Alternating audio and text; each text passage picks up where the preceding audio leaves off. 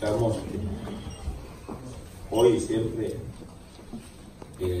proclamar el nombre del Señor, decir lo que Él es, entenderlo nosotros, ser impactados nosotros por lo que Él es, para nosotros anunciar a los demás lo que el Señor es.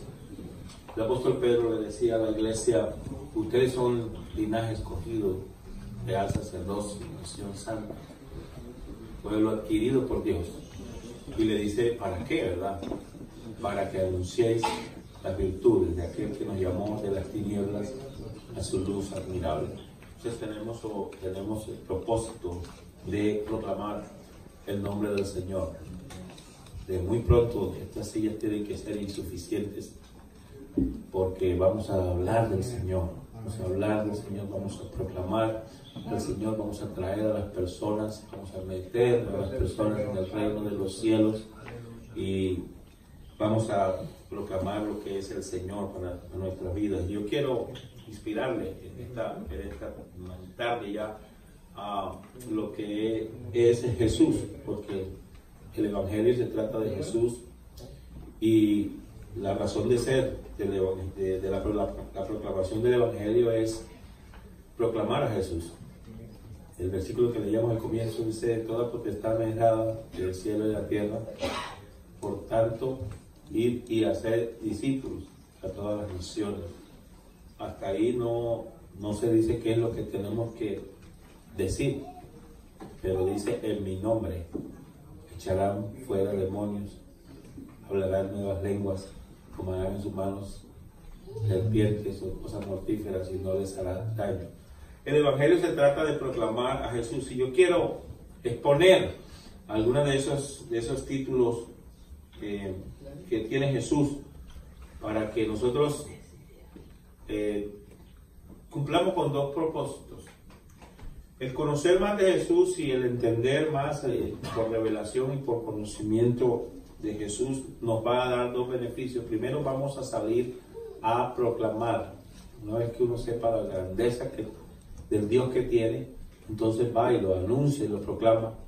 Eso va a hacer que nosotros tengamos herramientas para ir a predicar a Jesús. El evangelismo se trata de predicar a Jesús, se trata de dar a conocer a Jesús, se trata de que la gente sepa quién es Jesús y a qué vino a la tierra, cuáles son sus planes con cada uno de nosotros. Y también nos va a servir para subir nuestro nivel de adoración, porque entre más conozcamos a Jesús, pues más adoración va a haber para Él y vamos a subir en nuestro estado de adoración. Entonces los títulos, hay algunos títulos, por supuesto que no todos los vamos a mirar, pero hay títulos de Jesús que necesitamos mirar, y los títulos son necesarios en Jesús. Los títulos son necesarios debido a la inescrutable grandeza suya.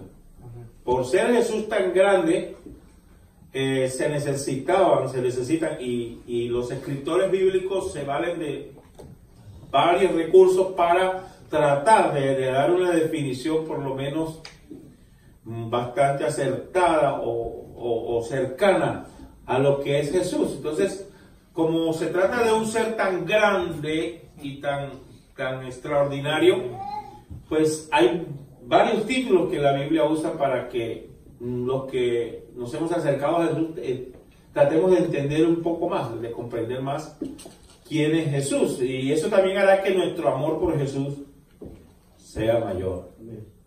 Nos enamoremos más del Señor. Entonces, por eso el Señor no solamente permitió que uno solo hablara de Él y de su vida, sino que predispuso que fueran 4. Por eso hay 4 evangelios. No es que haya 4 evangelios, hay 4 puntos de vista de Jesús y de la obra de Jesús. Alguien explicaba de una manera acertada que los 4 evangelios es parecido a tomarle 4 fotos desde 4 puntos de vista diferentes a una persona. Creo que para efectos de, no sé si todavía, pero en mi tiempo, para efectos del pasaporte, la foto que le tomaban a uno, le tomaban fotos de diferentes perfiles. no solamente le tomaban de frente, sino que lo ponían a uno también de lado, para tener una idea más cercana de lo que es la persona. Quieren registrarla bien, tal como es. Entonces, claro, hay veces que a nosotros nos toman fotos de un ángulo y nos parecemos a alguien, pero si nos las toman de otro ángulo, entonces nos parecemos a otra persona, o no parece que fuera él, ¿verdad? Porque nos toman en diferentes ángulos. Entonces, como Jesucristo es un ser tan grande, no hay una sola perspectiva que lo pueda capturar. Él necesita varias perspectivas y por eso utiliza 4 hombres que le den una idea mucho mejor a la iglesia de lo que es el Señor al que adora. Creo que la iglesia necesita tener bien claro quién es Jesús. Aleluya. Y la iglesia necesita entender y estar convencida de quién es Jesús para que nosotros no nos mueva nada ni nadie de lo que es Jesucristo. El fundamento de esta iglesia es Jesucristo. Esta es una iglesia apostólica. Esta es una iglesia apostólica. No estamos hablando de nombre social. No estamos hablando de razón social. Es una iglesia apostólica porque es una iglesia que cree lo que creyeron los apóstoles. Amén. No solo que lo cree, sino que lo predica. Nosotros predicamos el fundamento de los apóstoles. La Biblia dice, edificados. Nosotros estamos, no es edificados. Nosotros le decimos a veces mal ese versículo. Nosotros decimos edificados. No, es edificados. Edificados sobre el fundamento de los apóstoles y profetas, siendo la principal piedra del ángulo Jesucristo mismo.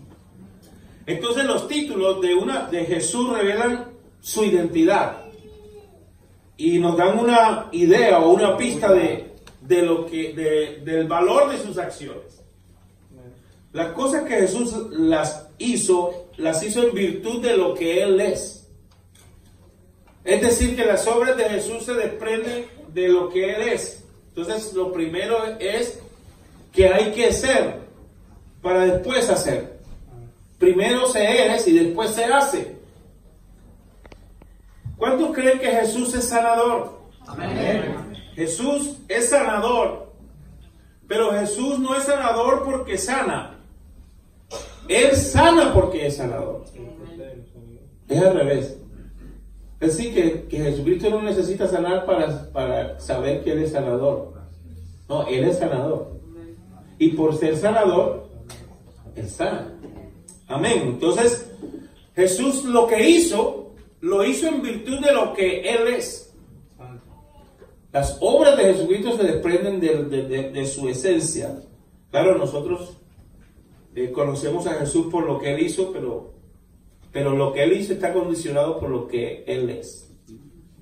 En el Nuevo Testamento le dan muchos títulos a Jesús, y esos títulos que da el Nuevo Testamento acerca de Jesús nos dan una idea de lo que Él es, y también nos dan una idea de lo que Él hace.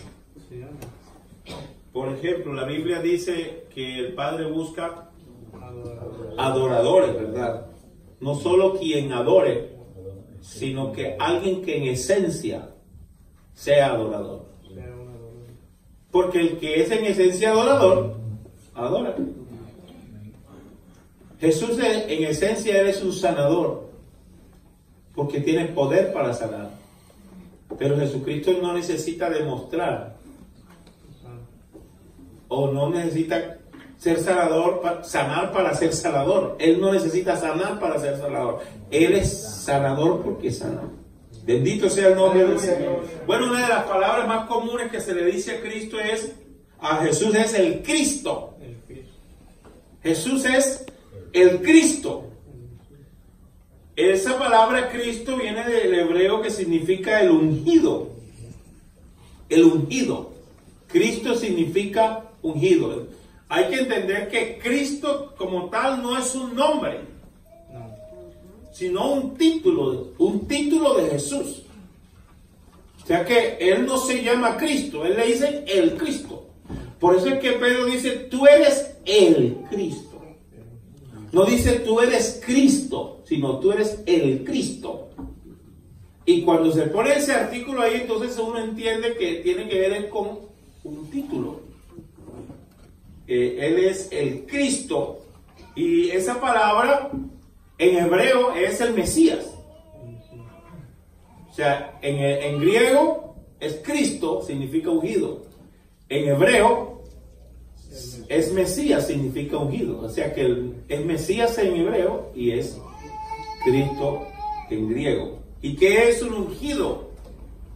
Es alguien designado por Dios para una tarea, para hacer algo, para favorecer al pueblo. Un ungido es nombrado en virtud de la gente. Debido a una necesidad que haya en un pueblo, en la gente, el Señor designaba un ungido para entrar a suplir una necesidad del pueblo.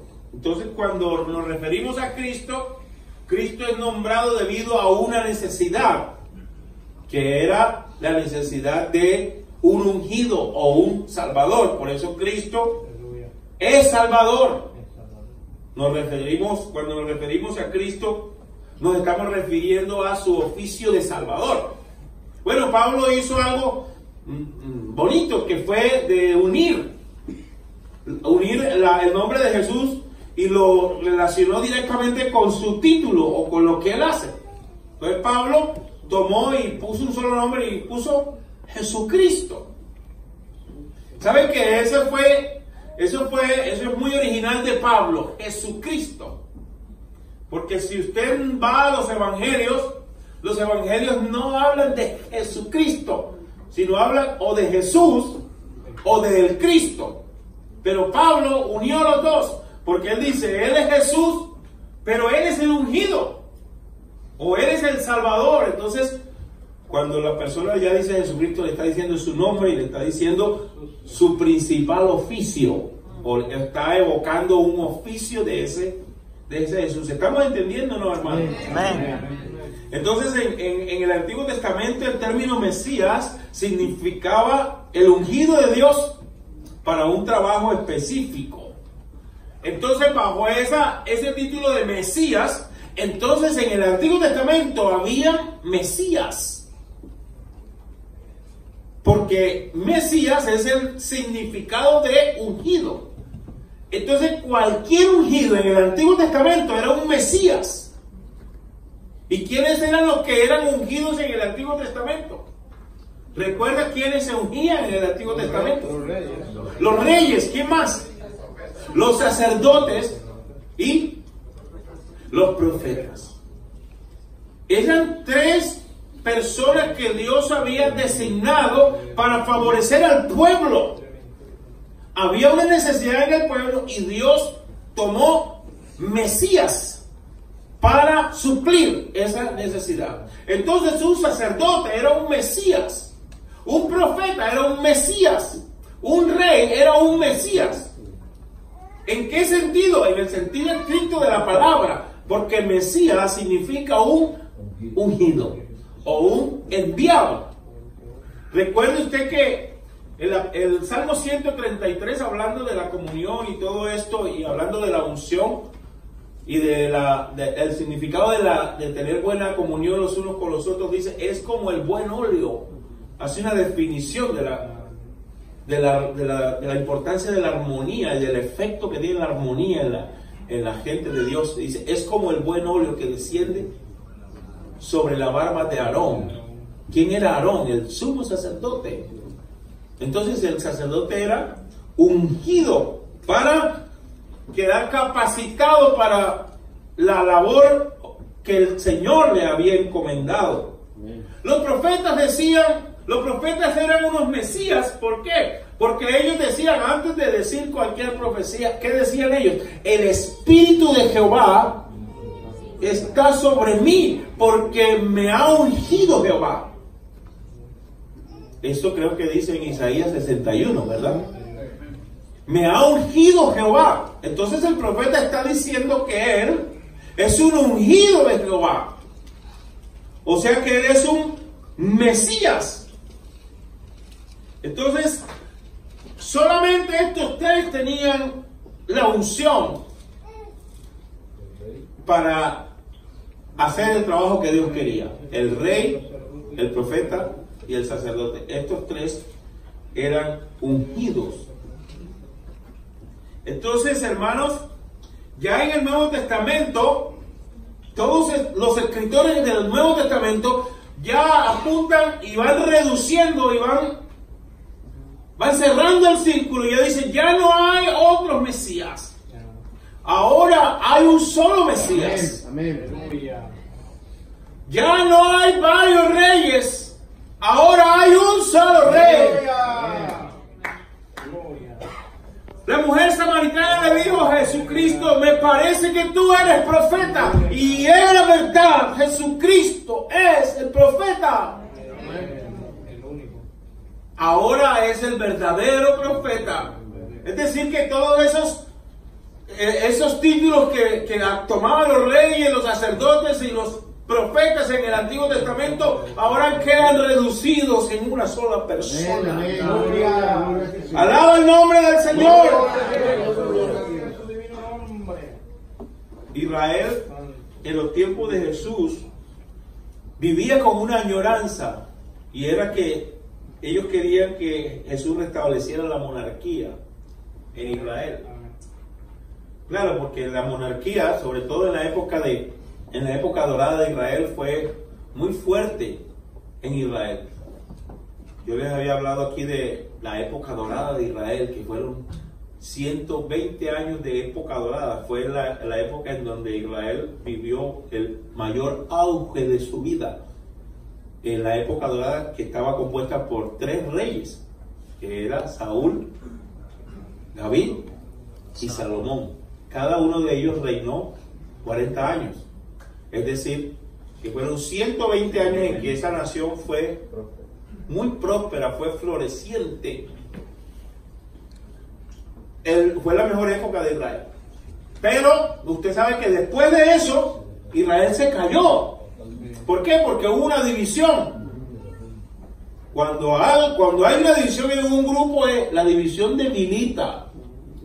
Por eso es que el creyente tiene que ser, como hablamos el domingo pasado, solícitos en guardar la unidad del Espíritu en el vínculo de la paz. El creyente tiene que procurar mantener la unidad para que no nos debilitemos como iglesia.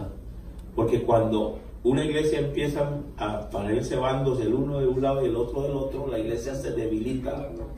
Y el que se perjudica es la obra de Dios. Así que no perjudiquemos la obra de Dios, seamos solícitos en guardar la unidad del Espíritu en el vínculo de la paz. Así que Israel, desde que cayó, después de Salomón vino su hijo, y Israel se fue viniendo a pique, se fue debilitando.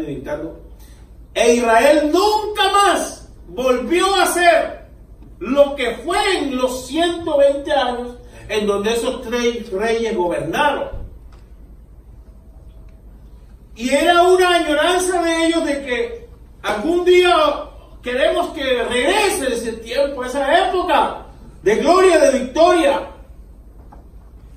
Y siempre añoraban. Así que cuando apareció Jesucristo, esa era la añoranza de la gente de ese tiempo.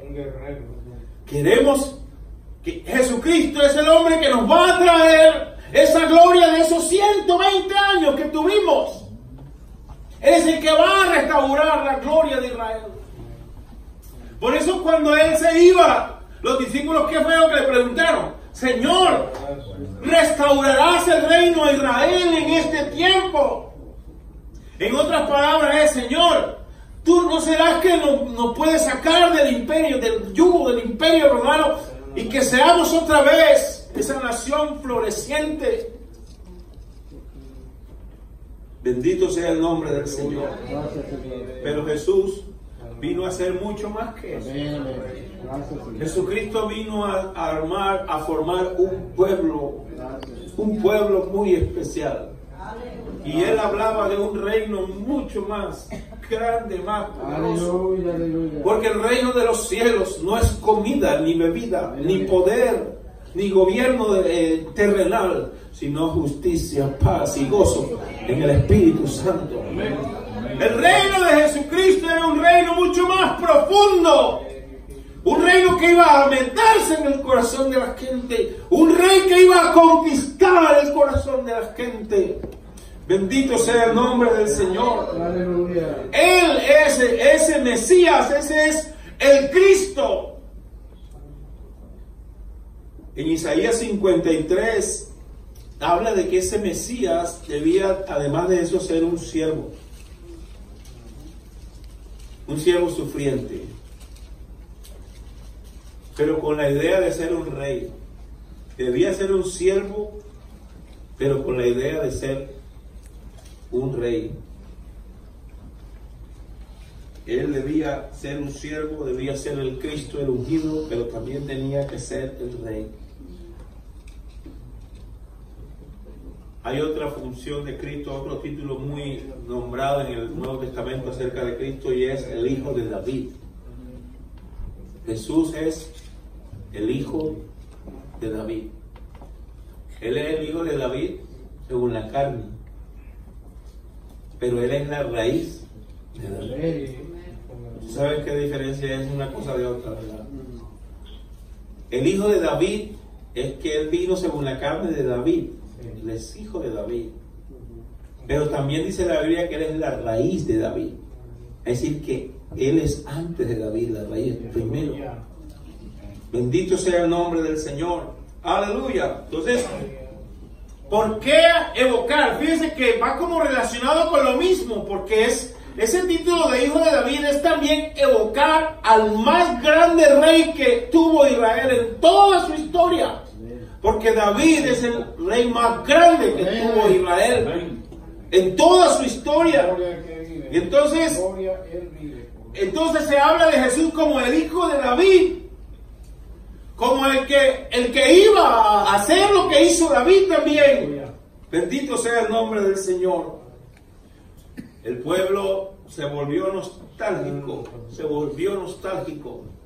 y comenzaron a decirle: tú eres el Hijo de David.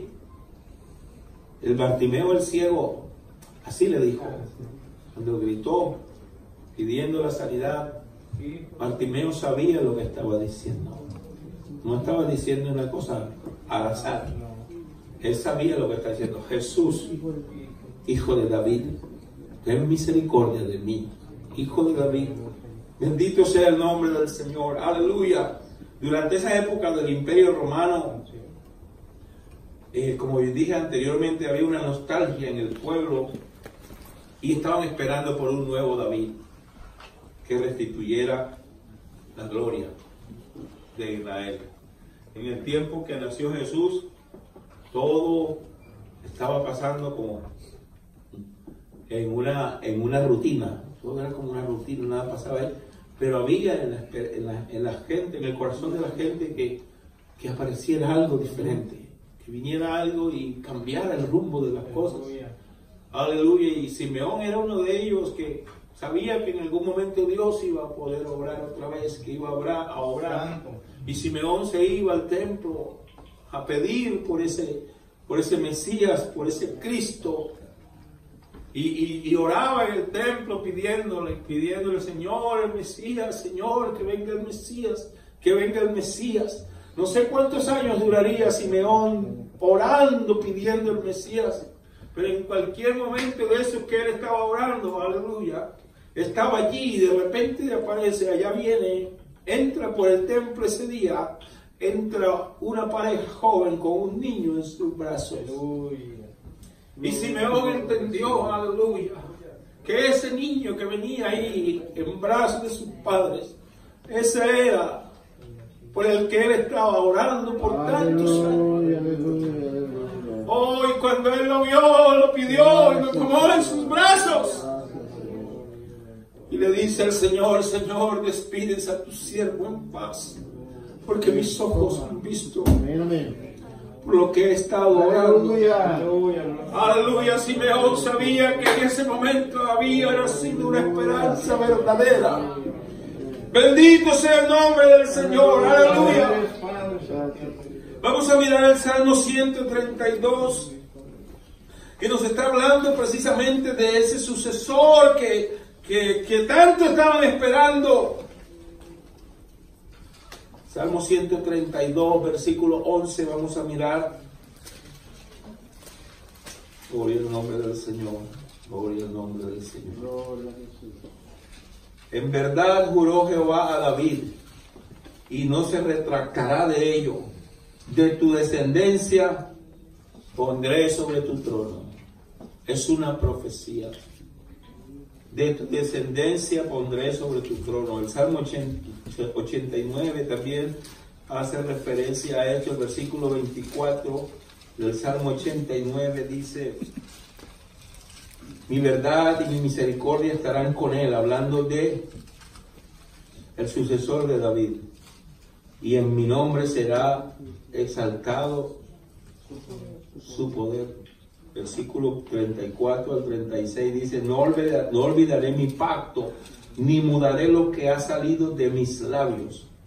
Una vez he jurado por mi santidad, y no mentiré a David. Su descendencia será para siempre. Aleluya. Y su trono. Aleluya. Gloria. Aleluya. Su descendencia será para siempre. Y su trono como el sol delante de mí. Era que ya la luz de David se había apagado y ahora estaban esperando una luz diferente. Pero era nada más y nada menos la añoranza de ellos era que apareciera uno. Y la buena noticia es que no se quedó en una añoranza. Eso se hizo realidad. Apareció el sucesor de David. Se sentó en el trono que David había dejado cesante por muchos años. Llegó Jesucristo y dice la Biblia que Él se sentó en el trono de David, su padre. Y ya no hay que pensar más en sucesores. ¿Sabe por qué? Porque ese que se sentó en el trono de David, su padre, vive para siempre. Resucitó de entre los muertos y más nunca morirá. Así que esta iglesia tiene un rey que será rey de la iglesia para siempre. Bendito sea el nombre del Señor. Aleluya, aleluya. ¡Qué grande es este Jesús! Gracias. ¡Qué grande es este Jesús! ¡Aleluya! Gracias, Señor Jesucristo. ¿Sabe cuál era el conflicto de Israel? Es que Israel no podía concebir. Ellos estaban esperando que viniera el rey. Y en algún momento pensaron: sí, Jesucristo va a ser el rey que va a restaurarnos. Pero ¿sabe cuál era el conflicto en la mente de los israelitas? Es que ellos no concebían que ese rey fuera y muriera en una cruz. Aleluya. Gracias. Ellos no podían entender cómo es que voy a proclamar un rey y mi rey va a quedar humillado en una cruz. Pero como dije al comienzo, un ungido llega a suplir una necesidad que hay entre un pueblo. Y Dios estaba resuelto a hacer lo que tuviera que hacer para suplirle la necesidad a esa gente que estaba ahí. Y la única manera de proveerle una ayuda verdadera no era darle un poco de dinero, no era darle asuntos físicos, no era quitar la opresión del emperador del turno. No era eso, era algo mucho más caro. La ayuda que necesitaba era que el hombre se desprendiera de lo que lo estaba carcomiendo, que era su pecado. No hay cosa más terrible, no hay peor desgracia que el pecado entre y empiece a desbaratar y a destruir. Eso es lo que hace el pecado. Aleluya. Gracias. Por eso Cristo vino a solucionar el problema del pecado. Vino a dar un verdadero gobierno, pero que parte de adentro. Bendito sea el nombre del Señor. Aleluya. Por eso Pedro Pedro no entendía esa combinación tan peculiar que iba a ser Cristo. Sí, Él va a ser un rey, pero Él también va a ser un siervo. Gracias. Y esa combinación no le cabía en la cabeza ni siquiera a los seguidores de Cristo. Por eso cada vez que le hablaba Jesús de que iba a ir a la cruz, ellos la ignoraban. Incluso hasta se resistían. Pedro quiso resistirse. ¿Saben por qué? Porque en la mente de Pedro no cabía la idea de que si Jesucristo era un rey es para que esté sentado en un trono. Un rey no es para que sea humillado por los demás. Entonces Pedro no podía entender qué era lo que estaba pasando cuando Cristo le dijo que iba a la cruz. Pedro se quiso poner: Señor, que tal no te acontezca.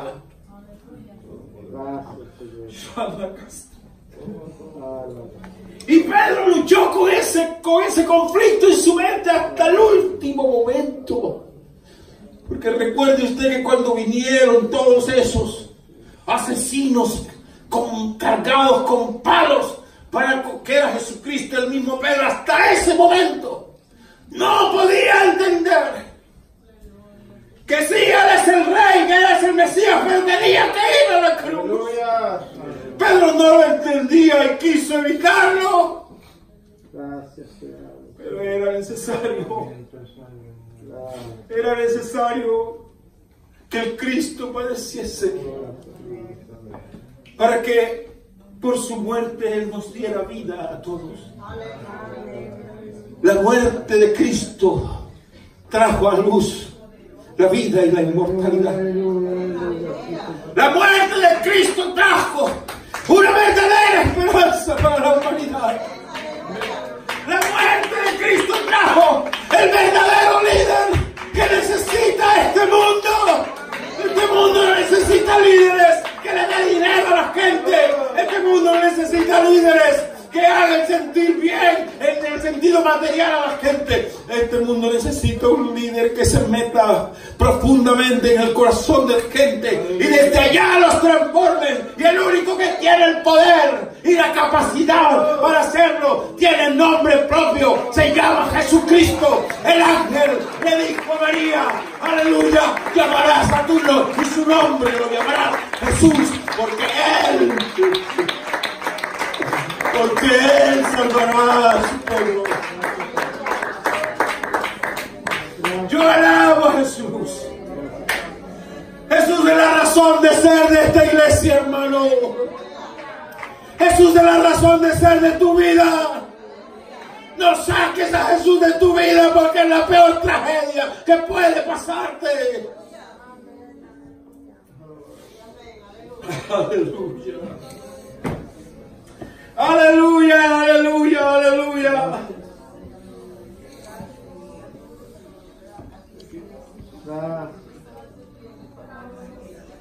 Es importante que tú sepas quién es Él. Que tú lo entiendas. Y que disfrutes quién es Jesús. Un día se reunió como tantas veces con sus discípulos. Y le dijeron: muchachos, ¿qué dice la gente de mí? Señor, nos dicen que tú eres Juan el Bautista. Otros, algunos de los profetas. O eres Elías. Bueno, eso hasta cierto punto es concebible. Porque si no lo conocen bien, se imaginan quién es y le dan una identidad equivocada. Pero a mí me importa saber qué piensan ustedes de mí. Y eso sí que es trascendental en la vida del que sigue a Cristo. Saber quién es Él. Ok, la gente dice eso, está bien. No tienen revelación de mí. Pero ustedes, con los que yo he caminado, aleluya, por 3 años, con los que han dado, los que han oído mis palabras, los que saben de lo que yo soy capaz, aleluya. ¿Quién creen ustedes que soy yo? Después que me han visto, después que me han oído, después que son testigos del poder que ha emanado de mí, yo quiero saber qué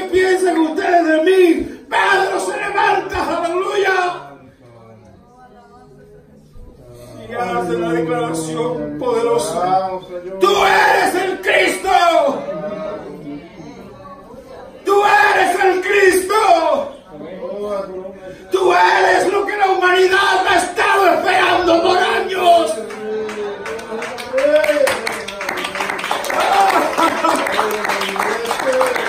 Tú eres lo que el pueblo necesita. Es que el pueblo ha estado sufriendo mucho. Tú eres el que los va a salvar. Tú eres el que los va a salvar. Tú eres el que los va a libertar de la esclavitud. Aleluya. Jesús, satisfecho por las palabras de Pedro, le dijo: Pedro, está correcto lo que has dicho. Eso soy yo. Eso soy yo. A eso he venido. A eso he venido. A libertar a la pobre gente que el pecado los tiene hundidos, los tiene acabados, hermanos. Hay que hablar de Cristo. Aleluya. Hay que hablar de Cristo. El pecado está haciendo estragos. Aleluya. El pecado está triturando el alma de la gente. Aleluya. Y la iglesia tiene que tomar esa revelación Aleluya. y meterla en su espíritu también, para que la iglesia se levante y también diga: sí, no solo Pedro lo dice, la iglesia también lo dice. Tú eres el Cristo, tú eres el Salvador del mundo, tú eres lo que la gente necesita. ¿Y sabe qué le quiso decir Pedro? Hermano, con ese título, tú eres el Cristo, evocando un poco lo que habíamos dicho de lo que era el ungido. En el Antiguo Testamento, ¿quiénes eran? El rey, el sacerdote y el profeta. Y Pedro le estaba diciendo: tú reúnes esas tres. Cuando le está diciendo tú eres el Cristo, no dice tú eres un Cristo, porque los profetas eran Cristos. Los profetas eran Cristos porque eran ungidos. Los reyes eran Cristos porque eran ungidos. Pero Pedro dice: no más Cristos, no más reyes, no más profetas. Aquí hay uno solo. Tú eres.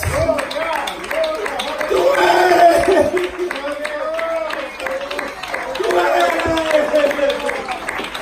Oh, hermano, no hay mayor gozo para el alma que saber quién es Cristo y que la iglesia sepa, que tú sepas: oh Señor, yo sé quién eres tú. Tú no eres un segundo. Tú no eres un tercero de una supuesta Trinidad. No, tú eres el único. ¡Al único! Los escritores nos dijeron: al único y sabio Dios, nuestro Jesucristo. Él es nuestro. Jesucristo le pertenece a esta iglesia. ¿Sabe lo que dice Efesios? Sobre todo principado, sobre toda potestad, sobre todo nombre que se nombra, no solo en este siglo, sino en el venidero. Aleluya. Y lo dio por cabeza a la iglesia. ¡Qué cosa más linda! ¡Qué regalo más lindo ha recibido la iglesia! Lo dio por cabeza a la iglesia. Esta iglesia no anda a la deriva por ahí, que no sabe para dónde va. No, esta iglesia tiene una cabeza. Y esa cabeza se llama Jesucristo. ¡Aleluya! ¡Aleluya! Tú eres el que va a restaurar la gloria del hombre. Porque Cristo no vino a restaurar la gloria de Israel, sino la gloria del hombre. Porque Cristo no es propiedad de los israelitas. Cristo es propiedad del mundo entero.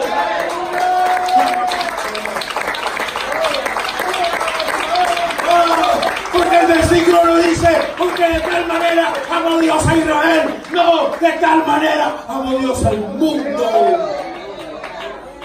Así que tú estás metido ahí. Por ti Cristo murió. Cristo es un regalo para ti. Aleluya. ¿Por qué no lo tomas por la fe en esta tarde? Toma por la fe esta tarde. No andes otra vez sin rumbo en la vida. Hay poder en el nombre de Jesús. Yo declaro en esta tarde que hay poder en el nombre que es sobre todo nombre. Si tú quieres aplaudir la gloria de Jesús, hazlo. Si quieres gritar gloria a Dios, grita gloria a Dios. Si quieres decir aleluya, di aleluya. Él está aquí, Él está aquí. Él es el Rey de Reyes, Él es el sumo sacerdote, Él es el profeta. Él es el profeta. Aleluya. Aleluya.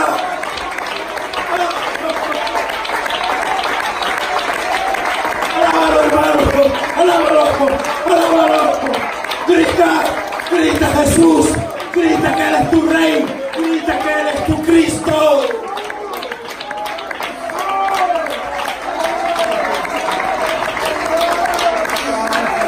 Él es nuestro profeta.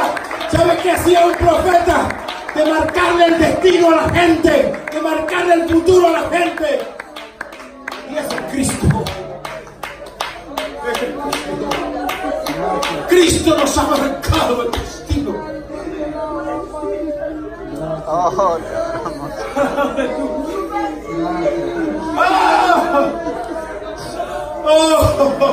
Oh, te adoramos, Señor, te adoramos. Alaba el nombre de Jesús, hermano. Somos llamados para darle la gloria a Él, al que nos salvó. Como decía la iglesia primitiva, en medio de la persecución, en medio de los látigos, en medio del circo romano, había una iglesia que había conocido a Jesús. Y en medio del circo romano, esa iglesia se levantaba la voz en medio de los espectadores y gritaban y decían: al que nos amó, al que nos amó, al que nos lavó de nuestros pecados con su sangre, a Él sea la gloria y el imperio por los siglos de los siglos. ¿Saben qué estaban diciendo con esas palabras? No tenemos emperador. Para nosotros el emperador se llama Jesucristo. El verdadero emperador no es el César. El verdadero emperador es Jesucristo. Y de Él es el imperio. A Él sea la gloria y el imperio. Jesucristo es el dueño de todas las cosas. Yo sé que la iglesia, cuando uno le dice los títulos de Jesucristo, la iglesia se goza porque es Cristo, es el ser más grande, es lo más importante que hay en nuestras vidas y en medio de la iglesia. Yo sé que si yo te digo que Jesucristo es Rey de Reyes, tu corazón se conmueve. Yo sé que si yo te digo que Jesucristo es el camino, la verdad y la vida, tú sabes en qué te estoy hablando. Cuando yo te digo que Jesús es buen pastor y el buen pastor su vida da por las ovejas, tú sabes que se trata del más grande.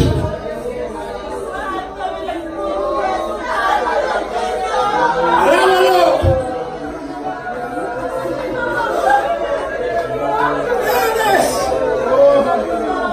Él es nuestro sumo sacerdote. Él es nuestro sumo sacerdote. No hay más sacerdotes. Él es el sumo sacerdote. No hay nadie más grande que Él. Es el sumo sacerdote. Mentiras, no hay sumo pontífice. El único sumo pontífice se llama Jesucristo. No hay otro pontífice, mentira. No hay otro. Jesucristo es el único pontífice. Él es el sumo pontífice, no hay otro. Él nos regresó a la presencia de Dios.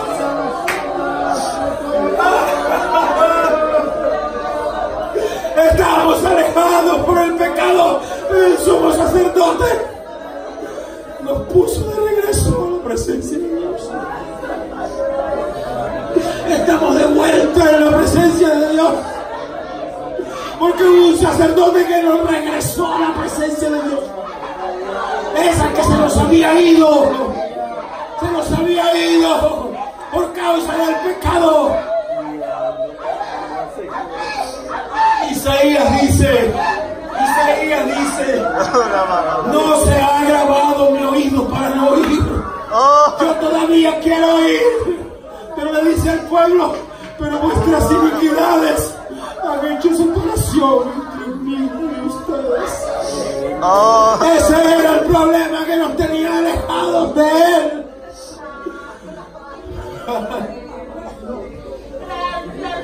Tú ahora puedes entender la dimensión de lo que Pedro dijo ahí. Y ahora tú entiendes por qué Jesús le dijo, Pedro, eso que acabas de decir no te salió de tu cerebro. Tú no lo pensaste. Eso te lo dijo Dios, el Espíritu Santo. Eso te lo viste, vino a ti por revelación. No es posible que en tu mente hayas concebido eso. Porque Pedro lo que dijo, este va a ir a la cruz, este va a redimir al pueblo de sus pecados. Y se va a centrar en el trono. Hermano, Jesús está sentado en el trono. Yo no sé si tú lo puedes ver ahí. Jesucristo ya no está en la cruz. Jesucristo ya no está, ya no lo vemos así. Aleluya. Ya no lo vemos así. Isaías dice, Él fue cortado de la tierra de los vivientes. Como quien dice, lo quisieron borrar del mapa. Fue cortado, dice Isaías 53. Él fue cortado de la tierra de los vivientes. Como quien dice, vamos a deshacernos de este. Está hablando de que Él se levantaría de entre los muertos. Isaías dice, aunque fue cortado de la tierra de los vivientes, verá el linaje. Verá el linaje. Este Jesucristo va a tener muchos descendientes, es lo que dijo Isaías. Verá el linaje. Y la voluntad del Señor será en su mano prosperar. Yo te invito a estar de pie. ¿Sabe, hermano? Yo creo, usted me va a decir si está de acuerdo o no. Pero ¿sabe qué creo yo esta tarde? Que Jesucristo es digno de adoración. Yo no sé si tú estás de acuerdo con eso. Yo no sé si tú estás de acuerdo conmigo. Yo lo voy a decir otra vez. Piénsalo. Yo lo voy a decir otra vez. Jesucristo es digno de adoración. Amén. Y si tú de verdad lo crees, ¿por qué no levantas tus manos? Levanta tu corazón al cielo.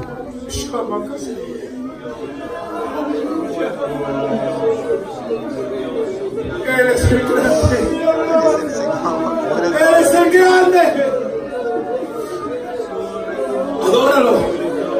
Adóralo, que las fuentes de agua viva de su espíritu empiezan a inundarte el corazón. Él te va a ayudar. Él te va a transformar. Él te va a comunicar su santidad. Él derramará su espíritu sobre tu vida.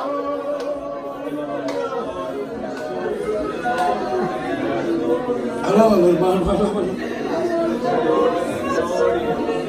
No te estoy hablando de Moisés, no te estoy hablando de Josué, no te estoy hablando de David, no te estoy hablando de Isaías, no te estoy hablando de Jeremías, no te estoy hablando de cualquier hombre grande de la antigüedad, te estoy hablando de Jesús. El alfa y el omega, el principio y el fin, el que estuvo muerto pero que ahora vive y vive por los siglos de los siglos. ¿Qué significa eso para ti? ¿Qué impacto tiene en tu vida esta verdad, hermano?